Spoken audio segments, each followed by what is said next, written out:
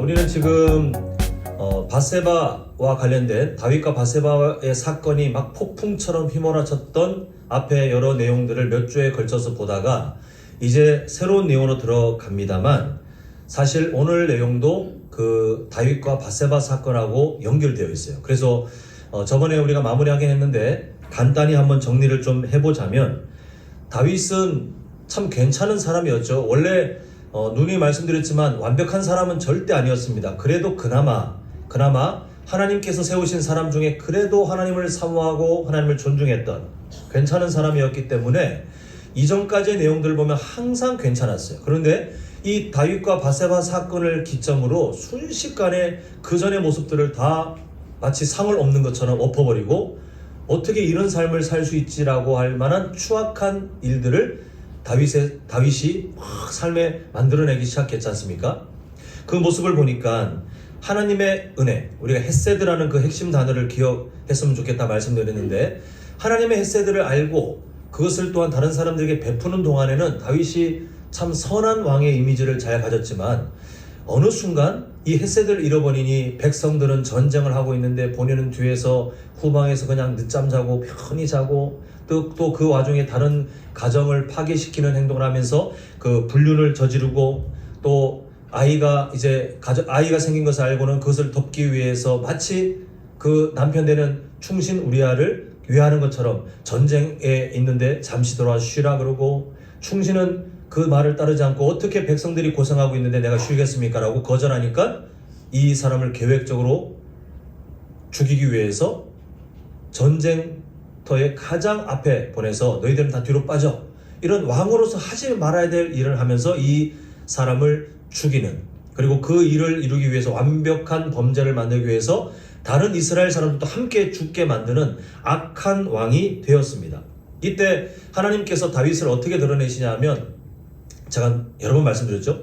다윗과 바세바가 눈이 맞아서, 아니면 다윗이 그 아내가 다윗에게 사랑을 주지 못했고, 또 장인이었던 사울 왕이 그렇게 오랫동안 다윗을 죽이려고 했던 그 사랑받지 못한 일 때문에 그렇게 행동했다라고 하는 아주 인간적인 해석을 하는 분들이 계시지만, 하나님은 그렇게 말씀 안 하시더라고요. 보면 다윗이 사람을 보내서 이 바세바를 데려오는 그 말을 하나님이 성경에 어떻게 기록되어 있냐면, 데려오다라고 번역된 히브리어가 훗날 나단 선지자를 통해서 하나님께서 다윗 너 이렇게 했다라고 비유하실 때에 빼앗았다라는 말과 같은 단어를 쓰게 하시는 것을 보게 됩니다. 그래서 그냥 가가지고 뭐 서로 이게 외로운 사람들이 눈이 맞아 뭐 이런 세속적인 관점을 갖다 댈 게 아니라, 왕의 힘을 가지고 다윗이 바세바라는 사람을 빼앗아온 거예요. 우리아에게서 빼앗아서 힘으로 굴복시킨 일이 바로 이 다윗과 바세바 사건이었어요. 그러나 하나님은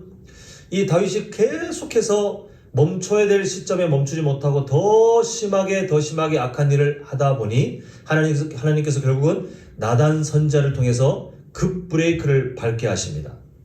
그 다윗이 훗날 그 다윗의 인생이 다 끝나고 성경이 뭐라고 다윗을 평가하냐 하면, 이런 사건이 있으면 사실 그냥 쥐 죽은 듯이 가만히 숨어 지내서 드러나지 말아야 될 사람이지만, 하나님은 그렇게 하지 않으시더라고요. 내 마음에 합한 사람이었다. 나를 기쁘게 하는 왕이었다.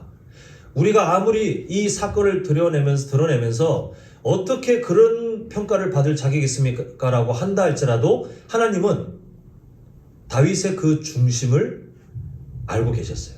우리는 쉽게 손가락질하며 다윗을 폄하하는 것이 우리에게는 참 편한 일이지만, 그러나 하나님께서 우리에게 주시는 말씀이 뭐냐면 다를 바가 없다는 거예요. 우리와.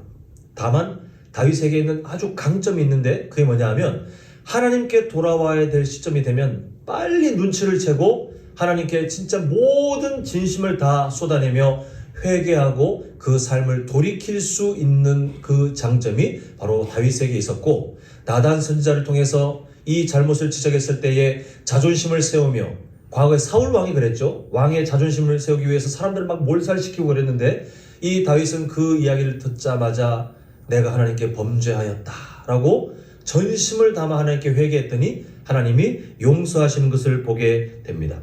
자, 이 모든 일들에 대해서 하나님께서 하시는 그 일들을 한번 우리가 봐야 되겠는데요.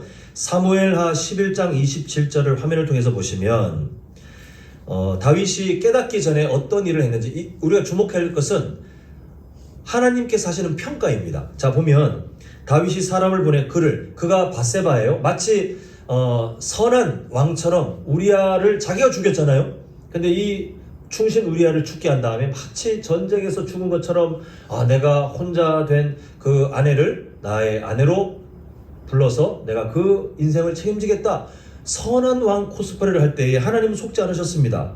뒤에 보니까 지금 강조된 것처럼 다윗이 행한 그 일이 누구가 보시기에 악하다고요? 사람들이 보기에는 야, 다윗 진짜 선하지 않냐? 전쟁에서 죽은 사람 아내까지 챙기냐? 이렇게 사람들이 추앙할지언정 하나님은 뭐라고 말씀하시냐면 내가 너 다 아는데 너 정말 악하다 라고 지금 말씀하시는 거예요. 근데 아까 말씀드린 것처럼 나단 선지를 통해서 급브레이크를 밟게 하셨을 때에 이 다윗은 회개했는데 중요한 사실이 있습니다. 오늘 본문과 연결되는 사실 뭐냐면 죄에 대해서 용서하십니다. 그래서 선지자를 통해서 하시는 말씀이 너를 죽이지 않는다. 다만 죄에 대한 결과는 대가 지불을 치르게 하세요. 그러니까 우리 성도님들께서 죄를 우습게 여기지 말아야 될 것이 우리가 죄를 짓는 습관들을 허용하면 어떤 잘못된 생각을 하냐면요. 나중에 뭐 어느 정도 됐을 때 회개하면 되지 않나? 나중에 그냥 어느 시점 됐을 때 몰아서 뭐 그냥 결제하는 것처럼 회개하면 하나님이 다 용서해 주지 않나? 그 마음이 진심이 아니면 그게 무슨 용서를 받겠습니까? 설령 진심이라 할지라도 진심으로 정말 자복하며 눈물로 회개한다 할지라도 뭐는 항상 지불되냐면 죄에 대한 대가 지불은 항상 지불돼야 돼요. 우리 성도님들께서 하나님께 용서를 받는다고 해서 내가 하나님의 마음에서 떠나 내 욕심대로 내가 주인이 되어 마음껏 펼쳤던 나의 생각과 내가 막 내뱉었던 말과 내가 선택했던 행동들은 고스란히 다 나에게 대가 지불로 돌아오게 되는데 지금 다윗에게 주어졌던 첫 번째 징계가 뭐냐 하면 다윗과 밧세바 사이에 태어난 아이를 하나님이 생명을 걷어가셨어요. 자녀를 잃는 고통을 주셨습니다. 그게 끝나지 않아요. 하나님께서 뭐라고 경고하시냐면 너의 가문에 재앙이 있게 하겠다. 그래서 오늘 우리가 본문을 제가 좀 줄여서 간단하게 설명드리겠지만 오늘 본문은 그 죄에 대한 두 번째 결과로 이 가정에 파탄이 일어나는 것을 보게 됩니다. 물론 우리가 한 가지 오해를 벗어야 될 것이 오늘 등장하는 사람들이 다 뭐 괜찮은데 하나님이 다윗에게 한 그 예언 너희 가문에 재앙이 있을 거야 라고 해서 괜찮은 사람들 하나님이 그 잘못된 사람들을 일부러 만들어가지고 일부러 망하게 하고가 아니라 하나님께서 보시기에 이 다윗 가문에 다윗 자녀들에게 결격 사유들이 있었는데 그 일들이 멈추게 하실 수도 있는 하나님이시지만 그 일들이 본격적으로 문제가 되도록 하나님께서 징계로 사용하시는 것을 보게 됩니다. 자, 오늘 우리가 읽었던 일부 내용의 그 주인공은 암논이라는 다윗의 아들이에요. 다윗이 여러 아내 때문에 배다른 자녀들이 많은데 이게 세속적인 관점이에요. 사실은 하나님이 그렇게 하라고 하신 적이 없습니다. 하나님은 항상 한 사람과 한 사람이 만나 마치 삼위일체 하나님이 서로 하나가 되시는 것처럼 그 하나됨을 이루기를 원했지만 이때 왕이 여러 자녀를 두기 위해서 여러 아내를 얻었던 것은 하나님의 명령이 절대 아니고 이때 당시 문화예요. 그다음에 그 관습을 따라서 하나님의 나라에 있어야 되지 않을 법을 갖고 와서 왕이 마음껏 막 아내를 여러 명 두고 그렇게 자녀를 여러 명 두는 그런 관습들이 있는데 이 안에서 늘 좋지 않은 일들이 일어난 것을 보게 됩니다. 자, 암논이 상사병에 빠져요. 뭐 성인이 그 다른 어떤 이성에게 그 마음을 두고 또 그 마음이 막 이렇게 열정이 막 뜨거워져서 상사병에 빠지는 건 뭐 그게 누구를 탓하겠습니까? 그런데 문제가 뭐냐면 이복 여동생이에요. 가족이에요, 가족. 그 지금 이 암논이 하고 있는 행동에 대해서 우리가 한번 짚고 넘어가야 될 게 있는데요. 우리 안에 우리 마음 속에 생겨나는 생각들이 늘 옳은 것이 아니라는 경계를 가지셔야 돼요. 근데 인간은 본성적으로 자신에게 너무나도 관대합니다. 내 안에서 막 일어나는 감정이 있죠. 그 감정을 우리는 아주 존중해요. 그 감정이 진짜 내 속에서 막 점검되고 아주 잘 다듬어져서 나온 정말 내 자신과도 같다고 착각하면서 내 생각과 감정을 아주 중요한 의미 있는 것으로 착각하는데 사실 그렇지 않은 일들이 너무 많아요. 우리가 잘 아는 신약 성경에 가서 가룟 유다가 예수님을 팔 때에 어떻게 말하냐면 마귀가 그 마음속에 예수님을 팔 생각을 집어넣었더라. 이게 항상 마귀가 하는 일입니다. 마귀는 우리를 죄를 짓게 하지 않습니다. 다만 우리에게 기한서를 내는 거예요. 이렇게 하면 좋지 않을까? 그 사실 좋지 않지만 좋은 듯 사기치는 그 사기꾼들이 기한서 막 그럴싸하게 해서 여기 투자하시면 엄청나게 많은 이득이 있을 거라고 하지만 그 기한서는 가짜잖아요. 그 마귀가 하는 기한서가 늘 그래요. 예수님을 팔면 가룟 유다도 마음의 위로가 되고 그 시대에 잘못된 그 사람이 제거되어서 민중들이 마음을 다시 돌이키겠거니 이런 착각에 빠지게 기한서를 냈는데 이때 가룟 유다의 선택지가 있습니다. 그걸 거절하면 돼요. 오늘 암논도 마찬가지입니다. 지금 마음에 이복 여동생의 외모에 눈이 팔려서 상사병이 생기는 것을 보았을 때에 본인도 그게 잘못된 것을 알았어요. 그러니까 마귀가 이 가정을 파탄내려고 잘못된 생각을 집어넣었을 때 있잖아요. 그 생각을 존중하지 않을 수 있는 것이 성숙한 사람들의 능력이에요. 그 지혜로운 사람은 악한 마귀가 어떤 안 좋은 생각을 집어넣었을 때에 막 그 생각에 매몰되어서 막 이게 나의 마음에서 우러나온 나의 어떤 좋은 감정, 나의 중요한 생각, 내 자신을 대변하는 아주 중요한 것으로 그렇게 존중하지 않고 지혜로운 사람은 마귀가 넣은 생각을 오랫동안 품지 않습니다. 잠시 그 생각이 내 마음속에 머물 수는 있으나 지혜로운 정도가 높을수록 그 생각을 빨리 깨닫고 그 생각에 잘못된 생각에 대항을 해요. 그래서 정말 하나님 말씀 안에서 성숙한 신앙의 성숙을 누리는 사람들은 마귀가 생각을 집어넣을 때 잠시 그 생각이 잠시 마음을 요동칠지 몰라도 그 시간이 짧아요. 그 시간을 최대한 줄여가는 것이 영적 성장인데 암논은 지금 그걸 계속 품고 있는 미련한 사람입니다. 그러다 보니 병까지 난 거예요. 근데 문제는 이 암논이 그렇게 할 때에 주변 사람 중에 괜찮은 사람이 있어서 암논이 이걸 말했을 때 야 너 정신 차려라 너 그 진짜 하나님한테 큰일 난다 라고 도와주면 모르는데 참 우리 성도님들 주변에 좋은 사람들이 계셨으면 좋겠어요. 근데 암논은 그렇지 않습니다. 오늘 본문에 보면 요나답이라고 하는 암논의 사촌인데 이 사람에 대해서 3절 끝을 한번 성경을 보시면요. 3절 끝 보시면 뭐라고 평가하냐 하면 심히 어떻게 돼 있어요? 예, 성경을 보셔야 됩니다. 예, 심히 3절 끝에 간교한 자라. 이 요나답은 머리가 좋았던 것 같은데 그 머리가 어느 쪽으로 안 좋냐면 악한 쪽으로 악한 쪽으로 발달된 아주 간교한 사람이었어요. 이 사람이 요나답의 말을 듣더니 이 사람 시점에서는 별거 아니거든요. 야 내가 해결책을 줄게 라고 하면서 뭐라고 하냐면 아픈 척 하라는 겁니다. 그래서 아버지 다윗 왕이 뭐라 하면 이렇게 말해서 네가 사랑하는 그 다말 네가 둘만 있는 시간을 만든 다음에 그 다음에 마음이 가는 대로 해. 이렇게 요나답이 그 방법을 알려주고 이 암논은 야 그러면 되겠네 라고 둘이 짝짝꿍이 맞아서 하나님의 마음과 맞지 않는 쪽으로 열심히 달려가는 것이 오늘 본문의 사건이에요. 근데 우리가 한번 주목해야 될 게 있어요. 5절 보겠습니다. 자 5절 그렇게 알려줍니다. 요나답이 그에게 이르되 침상에 누워 병든 채 하다가 네 아버지가 너를 보러 오거든 너는 그에게 말하기를 원하건대 내 누이 다말이 와서 내게 떡을 먹이고 내가 보는 데에서 떡을 차려 그의 손으로 먹여주게 하옵소서 하라 하니 이렇게 속이라는 거예요. 자 오늘 본문에 사실 등장인물이 그렇게 많지 않습니다만은 우리가 주목할 게 뭐냐면 다윗이 자신이 저지른 죄에 대한 대가 지불을 어떻게 지금 안타깝게 저지르냐 하면 다윗의 딸을 자신의 그 딸의 인생을 망가뜨리는 일에 자기가 도구로 사용돼요.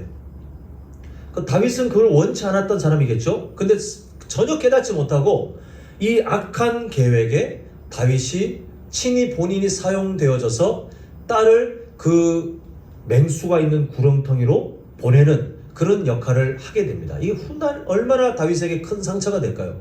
지금 다윗은 자신이 저질렀던 다윗과 바세바의 그 사건이 가볍지가 않아요. 하나님은 정말 모두의 하나님의 영광을 가진 이 죄에 대해서 용서는 하시나 죄의 결과로 아이도 생명을 거둬가심과 동시에 지금 이 두 번째 사건을 통해서 다윗이 씻을 수 없는 상처를 받도록 그렇게 대가 지불을 하며 이 가정에 참 하나님이 징계를 내미시는데요. 결국 요나답의 간사한 꾀를 따른 이 암논은 정말 이복 여동생에게 하지 말아야 될 그런 심각한 성범죄를 저지르게 됩니다. 이후의 행동 15절을 보시면 그리하고 암논이 그를 심히 미워하니 이제 미워하는 미움이 전에 사랑하던 사랑보다 더한지라 이렇게 말합니다. 사람이 얼마나 악하냐면요, 자기가 뭔가를 이루기 전에는 그것을 막 이렇게 의미를 두지만 그 욕망을 채우고 나면 그게 또한 자기의 어떤 추악한 모습인 걸 알기 때문에 그걸 혐오해요. 이 정말 나쁜 인간 아닙니까? 자기의 추악한 욕망 때문에 희생자가 되었는데 그 희생자를 보니까 또한 자기의 추악한 모습이 떠오르기 때문에 그 희생자를 혐오해요. 이게 인간 안에 있는 악한 본성 중에 하나인데 암논이 지금 이렇게 하면서 그 피해자가 되어 있는 희생자 다말을 혐오하며 완전히 인생을 그냥 나락으로 밀쳐내는 것을 보게 됩니다.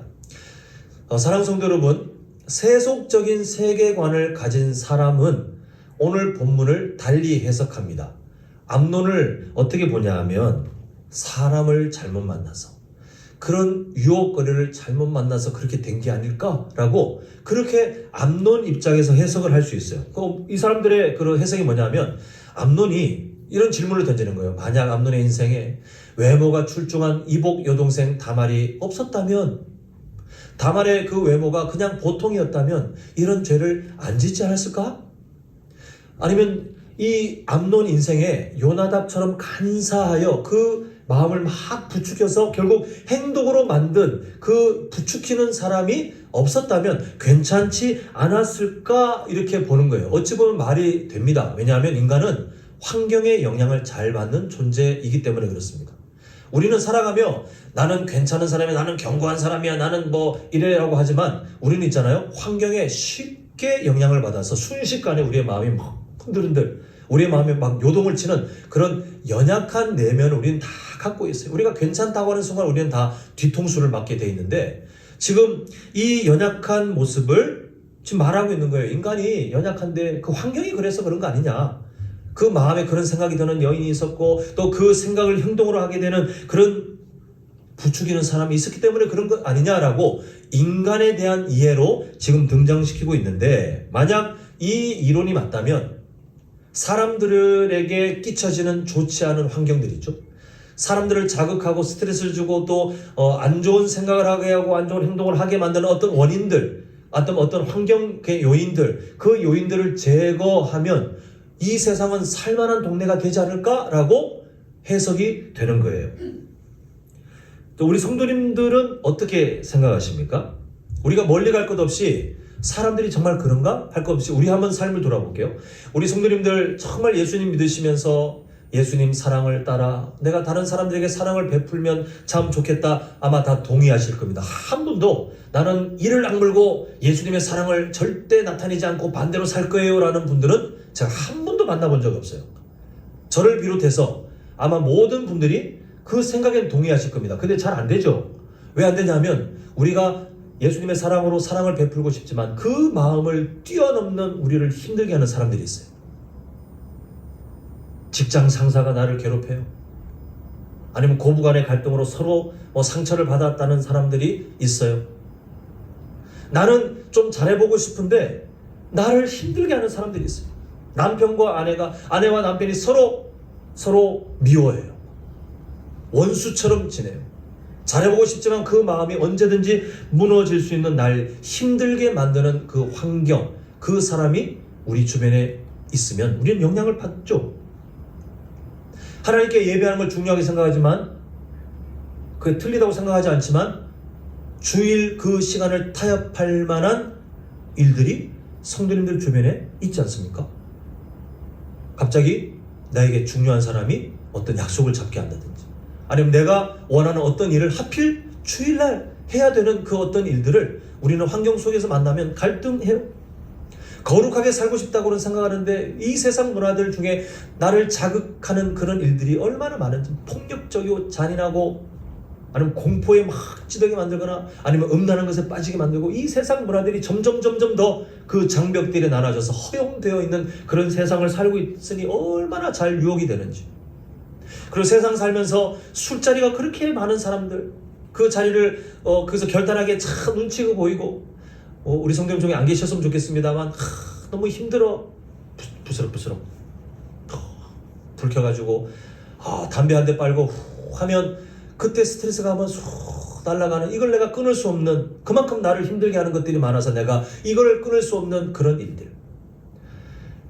우리는 그러고 싶지 않은데 우리를 그렇게 만드는 환경들이 너무 많다는 것이 세속적인 세계관의 해석이에요.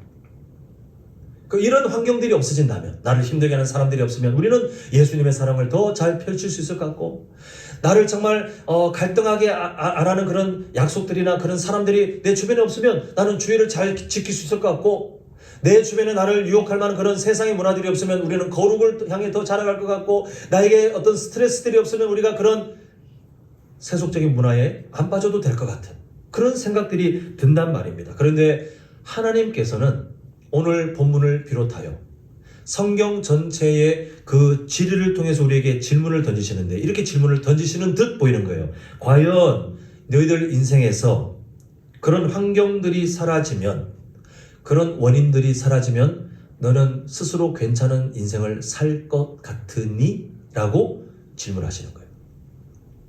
우리 성도님들은 하나님께서 던지시는 그 질문에 뭐라고 답하시겠습니까? 어떤 생각을 하십니까? 오늘 본문으로 갖고 오면 과연 암논의 인생에 다말, 나의 어떤 그 이성을 바라보는 외모에 막 그 반응이 일어나게 하는 그런 사람이 없었다면 괜찮지 않았을까라고 하는 그 말을 맞게 생각하십니까?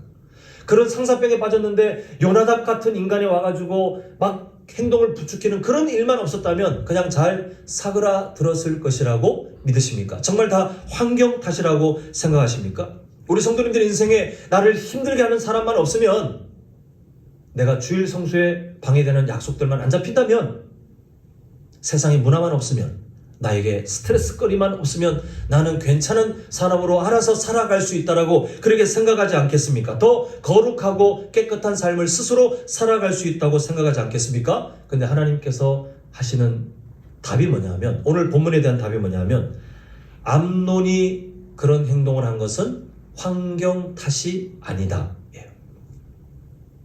우리 성도님들에게 던진 하나님의 답.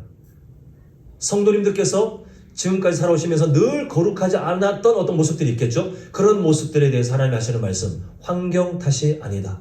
누구에게 미운 마음을 가지고 누구를 정죄하고 싶고 복수하고 싶고 그렇게 하는 그 마음들, 누구를 보면 그냥 막 예수님의 사랑이고 뭐고 항상 뭐 끓는 그런 감정들이 일어난 것은 환경 탓이 아니라고 말씀하고 계세요. 주일 성수 실패하시는 거요, 환경 탓이 아니라고 말씀하고 계시는 거예요. 우리가 거룩을 못 지키는 거요, 환경 탓이 아니라고 말씀하고 계십니다. 그게 뭔지를 드러내시기 위해서 하나님은, 아까 제가 말씀드렸잖아요. 오늘 본문으로 단독의 사건이 아니라 지금 계속해서 그 전에 있던 다윗과 바세바 사건으로 연결되어 있어요.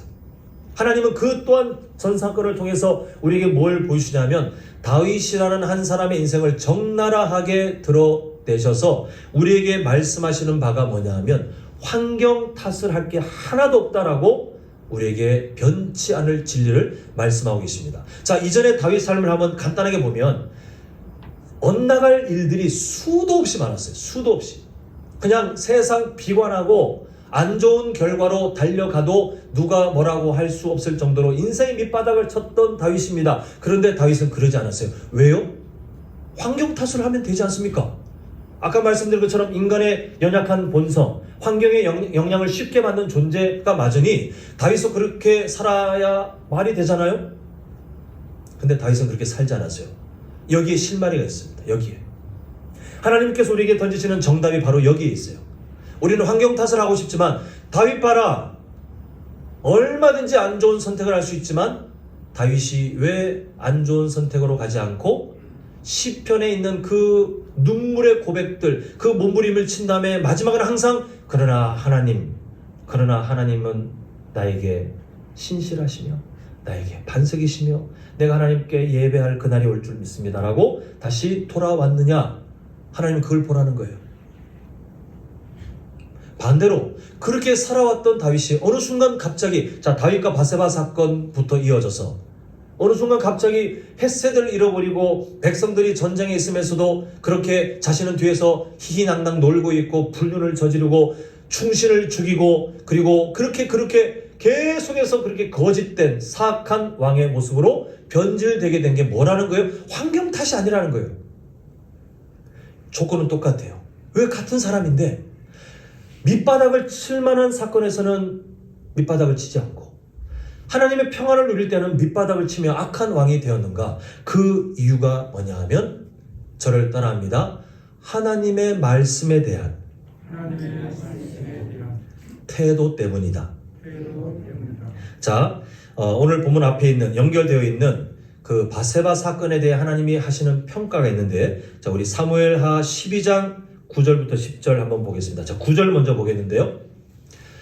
자, 9절 보시면 그러한데 어찌하여 네가, 그 다음에 뭐라고 말씀하세요?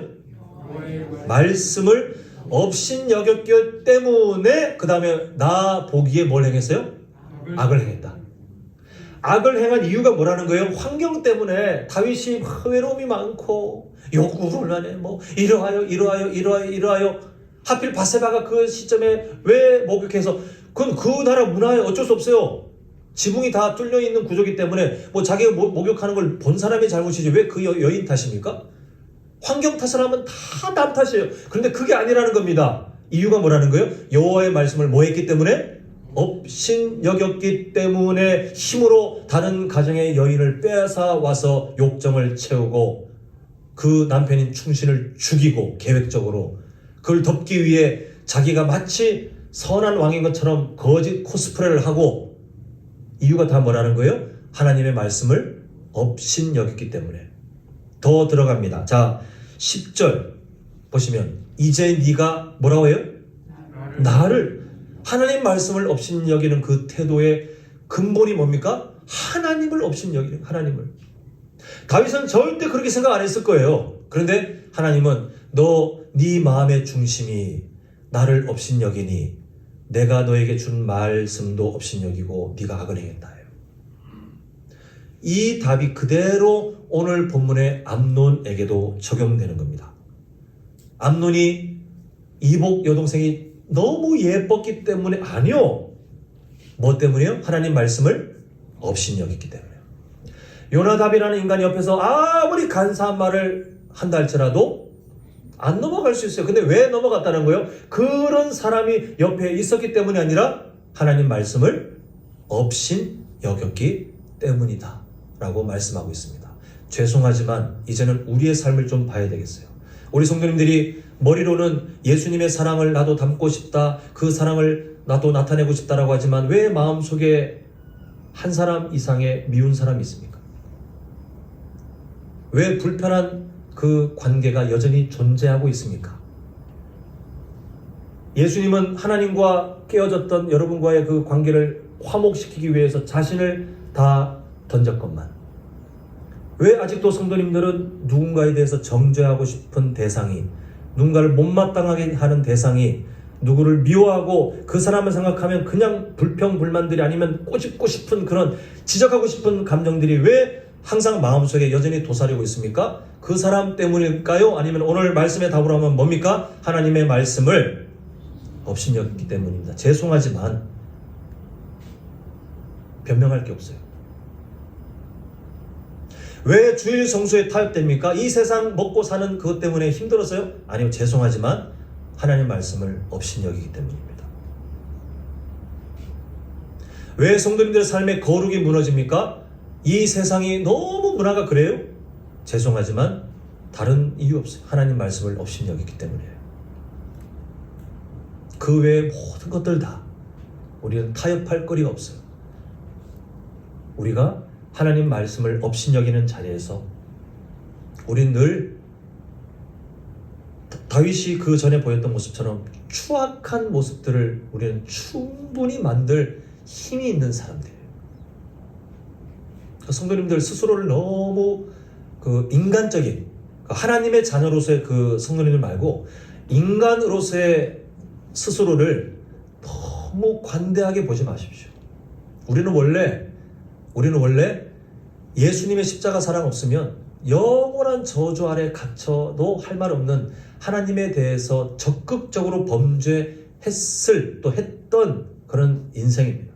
근데 하나님께서 불쌍히 여기셔서 믿음 주셨고 그 은혜를 우리에게 허락하시기 때문에 조금씩 우리가 자라갈 수 있는 힘을 얻고 있는 것이지, 우리가 잘나서 하나님께서 우리를 구원하셨고 우리가 잘나서 알아서 지금 우리가 잘하고 있느냐? 천만의 말씀이에요. 다윗을 보시면 된다니까요.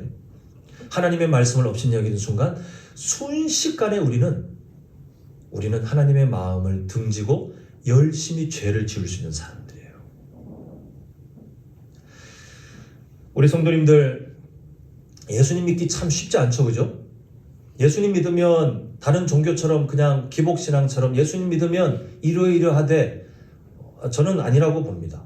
저는 제가 지나온 삶을 볼 때 그거는 확답을 내리기가 힘들어요. 하나님께서 그렇게 하실 때도 있지만 때로는 하나님께서 훈련도 엄청나게 하실 수가 있기 때문에 그거는 그렇게 쉽게 생각하지 마십시오. 그러나 분명한 사실은 돈을 많이 버느냐, 건강이 회복되느냐, 자녀가 잘 되느냐, 이런 것들을 떠나 진짜 근본적인 하나님의 사랑 때문에 내가 영원한 생명을 얻는 것에서부터 시작하여 세상이 줄 수 없는 참 신비로운 하나님의 은혜들을 우리는 맛보고 살도록 하십니다.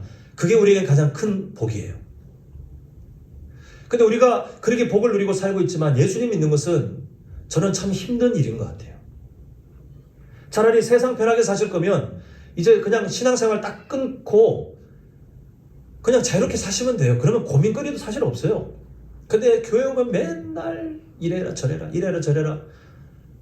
하나님은 우리를 대충 살게 안 하시는 분이기 때문에 예수님 믿는 건 참 고단한 일이 맞습니다. 그런데 그 고단한 과정, 우리 안에 남아있는 잘못된 습관들이 말씀으로 계속해서 충돌돼서 깨지고 때로는 내 자존심도 꺾이고 때로는 듣고 싶지도 않고, 오늘 새벽 예배 주제가 그거잖아요. 훈계와 조언을 잘 듣는 게 힘든데 그걸 듣는 게 지혜로운 사람. 근데 너무 힘들어요. 목사님, 저도 훈계와 조언 듣는 건 너무 힘들어요. 저희 아내가 바른 말 하면 너무 듣기 싫어요. 저는 예전에 제가 부목사일 때 그때 담임 목사님이 부교육자들 다 부부를 앉혀놓고 하셨던 말씀 중에 하나가 그 사모님들에게, 담임 목사 혹시 설교하고 좀 불편해도 일주일 후에 조언하라. 왜냐하면 설교하고 다 쏟아내고 왔는데 당신 오늘 설교 중에 이러면 너무 상처를 받는다는 거예요. 저는 그 말씀을 지금도 진리처럼 저희 아내에게 가르치고 있습니다. 그게 진리는 아니지만 저는 그 말을 들었을 때 너무 좋았어요. 와, 야, 자유할 수 있다. 인간은 이렇게 훈계와 조언 듣는 걸 싫어해요. 근데 우리가 예수님 믿는다는 것은 끊임없이 훈계와 조언을 들을 수밖에 없는, 물론 어떤 사람들에게 듣는 그걸 떠나서 본질적으로 하나님의 말씀은 우리가 여전히 하나님의 말씀을 향해 자라가지 못하는 부분들을 계속해서 건드려요. 왜냐하면 안 건드리면 우리가 죽어요. 사람의 몸에 질병으로 치면 우리 몸에 안에 지금 병이 생겨 있는데 그냥 놔두는 거 이상하지 않습니까? 치료해야죠. 치료하면 아파요. 치료가 안 아픈 사람이 어디 있습니까? 다 아파요. 마찬가지로 말씀이 우리 안에 있는 죄의 습관들을 건드리고 막 충돌시킬 때 우리는 너무 힘들어요. 그러나 그것은 우리에게 복입니다. 그 말씀이 우리에게 아플지라도 하나님의 말씀을 업신여기지 마십시오. 그리고 우리 성도님들에게 나타난 증상들을 잘 보시면 되는데, 내 안의 증상들, 감정이든 생각이든 우리는 막 자유롭게 하는 것 같지만 사실 그렇지 않거든요. 우리에게 일어나는 증상들이 잘 봤을 때 이거 뭔가 하나님 말씀과 안 맞다, 100% 영역에 대해서 성도님들은 말씀을 업신여기고 계시는 거예요. 이 표현이 듣기 싫더라도 어쩔 수 없어요. 성경의 표현이 그렇습니다. 말씀을 업신여기면요, 우리는 다른 사람 미워하게 돼 있어요. 다른 사람 정죄하게 돼 있어요. 다른 사람 못마땅하게 하고 또 다른 사람에 대해서 누군가에게 막 수근수근하게 돼 있어요. 주일 성수에 대해서 예배 드리는 것에서 소홀하게 돼 있어요. 거룩한 삶을 못 살게 돼 있어요. 세상의 그런 모습들을 따라가게 되어 있어요. 언제요? 하나님 말씀 없인 여길 때. 오늘 요괴변 마을 헌신 예배입니다. 우리 성도님들 지금 이제 어머님 세대들도 함께 계시는데 그 어머님 세대들이 살아왔던 뜨거운 신앙의 그 모습들을 보면서 이제 요괴뱀 마을 어린 자녀들 아니면 뭐 청소년들 정도 이렇게 요괴뱀 마을 그 연령대로 함께 만나 지금 신앙생활을 함께 그 훈련받고 계시는데 고유한 여성으로 또 아내로 어머니로 또 다양한 역할로 살아가는 거 참 쉽지 않죠, 그죠? 예전에 철없이 어릴 때는 세상에 그냥 뭘 해도 다 괜찮을 것 같지만 어떻습니까? 참 힘든 인생이 고단하지 않습니까? 이제 우리 성도님들 요괴뱀 마을 그 성도님들의 어머님들이 걸어왔던 그 인생길이 참 수고로우셨구나를 깨닫고 동시에 그럼에도 이 세상 속에 예수님 믿고 살아가는 것이 참 쉽지 않다는 것을 온몸으로 아마 경험하고 계실 거예요. 저는 요괴뱀 마을 성도님들이 그럼에도 이 세상 속에 하나님께서 기뻐하시는 그 거룩한 삶을 잘 살아내시는 승리자들 되시길 간절히 소망하는데요. 그것은 매일 아침마다 거울을 탁 보면서 나 오늘 그렇게 살아야지 결단한다고 될 일이 절대 아닙니다. 다 실패입니다. 다 실패. 근데 할 수 있는 비결이 있어요. 자, 우리 시편 119편 105편 함께 우리 한번 화면을 보고 읽도록 하겠습니다. 시작.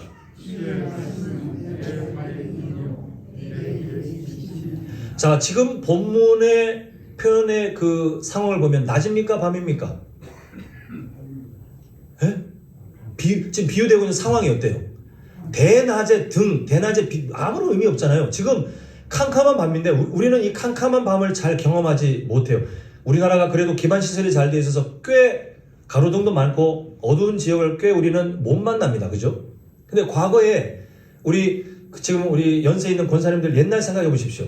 교회들은 항상 이렇게 멀리 있는지 예배드리러 가면 그 캄캄한 밤길을 떠날 때 달빛이 있다 해도 캄캄하잖아요. 근데 이스라엘은 지금 여기서 말하고 있는 것은 도심지를 걷는 게 아니라 캄캄할 때 광야를 지나가는데 광야는요 발 한번 헛디디면 낭떠러지로 와 사망 아니면 다리 부러져서 발목 뼈서 그렇게 있다가 맹수한테 죽는 정말 위험해서 밤에 움직이질 않아요. 광야에서. 그 우리 잘 아는 내용들이 야곱이 형을 떠나 도망가되 계속 쉬지 않고 도망가고 싶지만 왜 멈췄냐 하면 캄캄한 광야를 지나가면 형은 둘째치고 자기가 그날 죽는 거예요. 그래서 그날 어쩔 수 없이 형이 쫓아올지 모르는 두려움을 안고 벌벌 떨면서 그렇게 잠을 잘 수밖에 없었던 거예요. 근데 지금 내 발의 등이요. 그런 광야에 캄캄해요. 지금 발이 안 보여요. 한 걸음도 내딜 수 없는데 하나님께서 오셔서 자 등불 줄게 밝은 등불을 탁 들고 손에 쥐어주시는 거예요. 이게 저 멀리 막 수십 킬로까지 미리 보여주는 것은 아니지만 그 등불을 들고 광야를 할지라도 이렇게 길을 비추면 우리 성도님들 예전에 그런 경험 있죠, 그죠? 예전에 후레쉬 들고 막 밤에 이렇게 산길을 다녀볼 때 길을 비춰보면 어느 정도 보이잖아요. 어느 정도 그렇게 살아가는 거예요. 이게 우리의 인생이에요. 이 등불이 사라지는 순간 우리는 순식간에 뭐 낭떠러진지 아니 앞에 뭐 맹수가 있는지 뭐가 있는지 파악하지 못하고 그냥 큰 불이익을 당하는 게 연약한 우리의 삶입니다. 근데 하나님의 말씀을 내 발의 등불로 삼아 하나님 이쪽으로 가야 됩니까? 이쪽에 장애물이 있네. 그러면 그 말씀이 멈추라고 하시는 자리에서 멈추고 가라고 하는 방향으로 가는 건데 이 말씀을 본다고 해서 우리의 인생에 10년 후 20년 후가 보장되느냐? 명확하게 보이느냐? 아니에요. 우리는 늘 그날 그 순간 그렇게 한 걸음 한 걸음 오늘 말씀처럼 그렇게 살아갈 수밖에 없어요. 요괴뱀 마을 우리 성도님들이 승리하는 비결은 그거밖에 없습니다. 말씀으로 하루를 살아가십시오. 그 말씀을 업신여기는 방법 중에 하나는 말씀을 내 인생 등 뒤로 던져버리는 거예요. 책꽂이에 꽂아놓고 일주일 동안 싹 읽는다? 분명히 업신여기셨습니다. 근데 그 말씀을 내가 가까이 하는 만큼 우리는 하나님 말씀을 존중하는 거예요. 그래서 우리 교회가 지금 왜 큐티 훈련을 합니까? 왜 그 예산을 들여서 큐티 책을 계속해서 성도님들 삶에 공급하고 있는 줄 아십니까? 그거 안 하면 불이익이에요. 그거 안 하면 손해봅니다. 서툴지만 그 길을 더 열심히 가셔야 돼요. 우리 요괴뱀 마을 성도님들께서 지금 하고 있는 큐티 훈련을 비롯하여 하나님의 말씀을 내 삶으로 끌어와서 그렇게 살고 계시면 하나님께서 어떤 일들을 하시냐면요. 우리 요괴변 마을 성도님 한 사람 때문에 그 가정이 복을 받게 하십니다. 이건 분명한 약속이에요. 남편이 달라지고 자녀들의 인생이 하나님의 인재로 준비됩니다. 그리고 우리 요괴변 마을 성도님들이 걸어가는 자리마다 만나는 사람들에게 선한 영향력을 끼치고 그리고 그 삶이 하나님이 기뻐하시는 삶의 예배가 되는 거예요. 저는 그 귀한 공동체가 되셨으면 좋겠어요. 요괴변 마을뿐만 아니라 우리 다 마찬가지예요. 목사님 저도 장담할 수 없어요. 주의 말씀을 내 발에 등이요가 안 되는 순간 저는 항상 실수해 왔어요. 앞으로도 마찬가지입니다. 성도님들 다 마찬가지. 직분 상관없어요. 말씀을 내 삶에서 멀리하는 시간이 길어질수록 우리는 항상 하나님을 업신여기는 삶을 살아갈 수밖에 없습니다. 반대로 우리가 연약하다 할지라도 우리를 둘러싼 환경이 어떠하다 할지라도 하나님의 말씀을 내 발에 등이요 내 길에 빛으로 삼고 존중하며 그 말씀을 따라가시면요, 아무리 연약해도 하나님은 우리를 통해 영광 받으십니다. 아무리 부족해도 하나님은 우리를 환경을 뛰어넘는 시냇가에 심겨진 나무처럼 모든 환경을 뛰어넘는 그런 복된 인생으로 우리를 만들어 가십니다. 바라기는 오늘 헌신 예배로 함께 하시는 요괴변 마을뿐만 아니라 우리 모든 성도님들 이 귀한 삶을 앞으로 더욱 풍성히 배우고 그렇게 나타내며 살아갈 수 있기를 간절히 소망합니다.